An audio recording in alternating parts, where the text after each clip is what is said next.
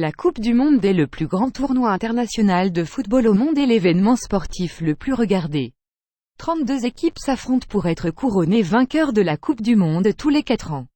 Bien qu'il ait été question d'accueillir la Coupe du Monde tous les 2 ans par le président de la FIFA, Gianni Infantino. Mais au-delà de tout cela, il y a quelques faits que vous ne savez peut-être pas sur la Coupe du Monde 2022 qui s'organisera au Qatar. Sans plus tarder, on commence.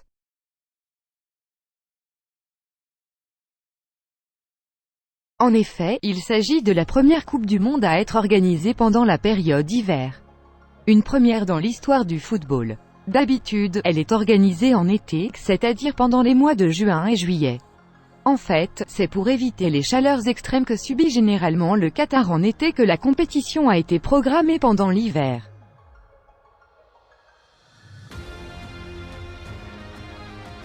L'équipe nationale du Qatar participera au tournoi pour la toute première fois.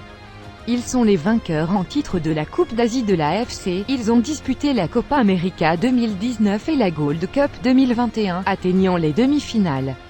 Mais c'est leur toute première Coupe du Monde, après s'être qualifiés en tant que pays organisateur.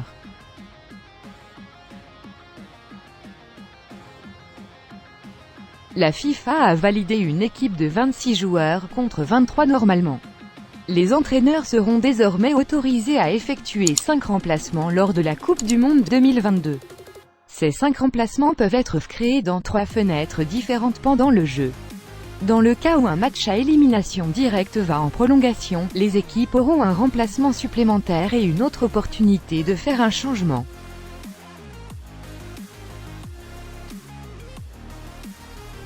La Coupe du Monde de 2022 est la 7e et dernière édition du mondial à compter 32 participants, depuis 1998.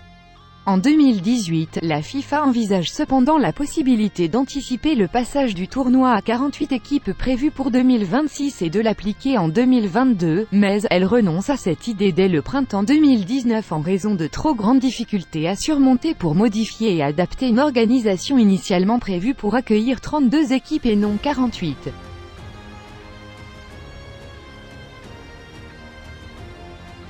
Cette Coupe du Monde est historique pour le football africain car, les 5 pays africains qualifiés seront dirigés par des entraîneurs africains du même pays. Il s'agit de Walid Regragui pour le Maroc, Aliou Cissé pour le Sénégal, Rigobert Song pour le Cameroun, Jalel Kadri pour la Tunisie et Otto Addo pour le Ghana.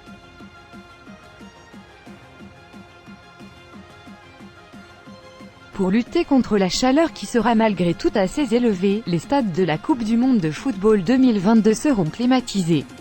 Pour accueillir cette compétition, le Qatar a construit ou rénové 8 stades au total. 7 de ces 8 stades sont équipés de la climatisation. Le seul non climatisé est le stade 974 qui est fait de conteneurs et destiné à être démonté après l'événement. Cette mesure fait beaucoup parler car beaucoup s'indignent des conséquences environnementales d'un tel événement.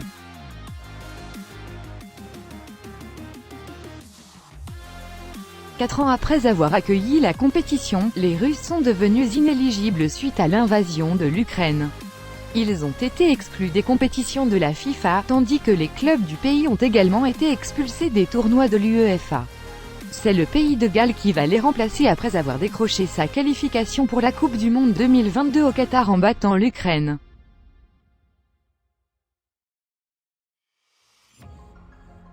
Après l'assistance vidéo à l'arbitrage en 2018 en Russie, le mondial au Qatar est également marqué par un nouveau changement majeur en matière d'arbitrage. On a l'introduction d'une technologie semi-automatisée du hors-jeu. C'est une technologie visant à détecter les hors-jeux de manière semi-automatisée. Le nouveau système utilise 12 caméras de suivi placées sous le toit du stade pour suivre le ballon. La balle aura également un capteur pour la mesure.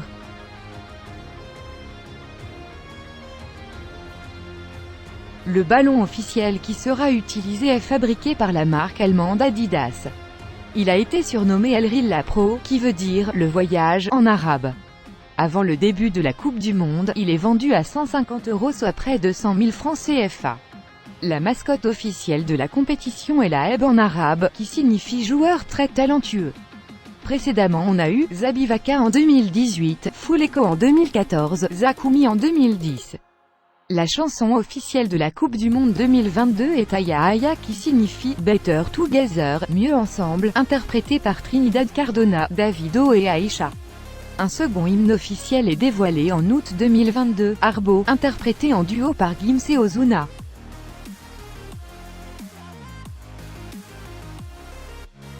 Initialement programmé le 21 novembre, le match entre le Qatar et l'Équateur a été avancé au 20 novembre à 19h heure locale, pour renouer avec une tradition récente selon laquelle le premier match de chaque Coupe du Monde est disputé par le pays hôte. Auparavant, c'était la rencontre Sénégal-Pays-Bas qui devait ouvrir le bal du tournoi le lundi 21 novembre à 13h. Celle-ci a été décalée à 19h le même jour.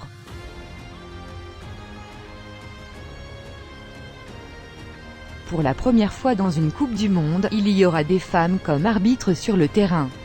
En effet, 3 femmes arbitres de chant, Stéphanie Frappart, Salim Amukansanga et Yoshimi Yamashita y participeront. Elles seront aux côtés de la brésilienne Neza Bach, de la mexicaine Karen Diaz Medina et de l'américaine Catherine Nesbitt, qui officieront en tant qu'assistantes au Qatar.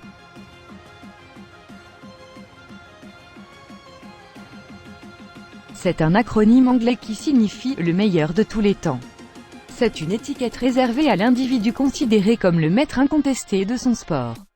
Vous l'aurez donc compris, dans le monde du football, il s'agit de Lionel Messi et de Cristiano Ronaldo.